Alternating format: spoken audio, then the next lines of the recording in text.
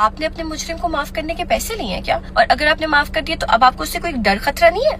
Hey everyone, this is your Samya. जब मैंने अपने साथ होने वाले इंसिडेंट के मुतालिक आवाज उठाई तो मैं उन औरतों में से बनना चाहती थी जो अपने हक के लिए खुद लड़ सकती हैं। अब इस सारे सफर में 75% अवाम तो मेरे साथ थी जिन्होंने वुमेन एम्पावरमेंट को बहुत एनहांस किया, बट जो बाकी की 25% थी वो सिर्फ ये चाहते थे कि मैं थक जाऊं, हार जाऊं या भाग जाऊं। देखो, आपका रिश्ता किसी के साथ कोई भी हो, कानून आपको हरेसिंग और अबडक्शन की इजाजत बिल्कुल भी नहीं देता। ये सब जानते हुए भी जब लोगों ने उल्टा मुझे ट्रोल करना स्टार्ट कर दिया तो मुझे तब समझ आई एक्चुअल में लड़कियां निकलती क्यों नहीं है इंसाफ के लिए। क्योंकि उनके पंख काट दिए जाते हैं, उन्हें रोक दिया जाता है, उन्हें तोड़ने की कोशिश की जाती है। बट ऑल बिकॉज ऑफ पढ़े लिखे 75% people, I choose to stay and I stayed. फिर क्या हुआ? लास्ट वीक कोर्ट की हियरिंग के अंदर उनको 14 डेज का जुडिशियल हो गया था और उसके बाद उनको सजा भी मिल जानी थी। बट हमारे मोरल्स और वैल्यूज हमें ये सिखाते हैं कि जब एक इंसान के वालिदैन आपके पास खुद चल कर आए और आपसे माफी मांगे और उनकी वालिदा आपको बार बार ये इंसिस्ट करें कि प्लीज बेटा केस वापस ले लो, तुम मेरी बेटियों जैसी हो, तो उस इंसान की एक गलती की वजह से उसकी फैमिली को इस चीज की सजा नहीं मिलनी चाहिए। इसके अलावा हसन ने भी अपनी गलती कबूल कर ली थी और मुझ पे लगाए गए सारे इल्जाम वापस ले लिए थे। आज सुबह फिर मुझे उनकी वालिदा की वॉइस नोट रिसीव हुई जिसमें वो मेरा शुक्रिया अदा करी थी कि बेटा thank you so much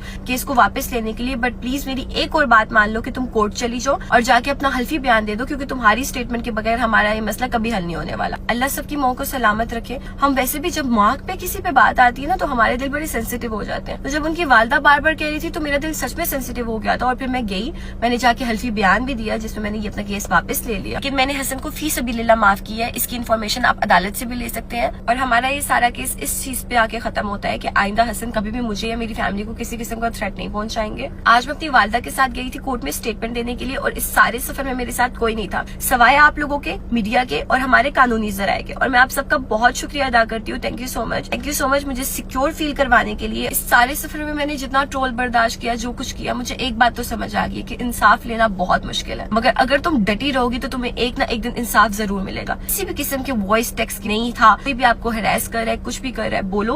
women empowerment को इनहांस करो, तुम बोलो, तुम्हारे साथ जिससे खड़ा होना होगा वो होगा। और मैं साम्या हिजाब आज अपने लिए स्ट्रांग रही हूँ और मैं वादा करती हूँ कि आगे आने वाले दिनों में हर उस औरत के लिए इसी तरह से स्ट्रांग रहूंगी जो अपने हक के लिए आवाज उठाएगी। Thank you so much.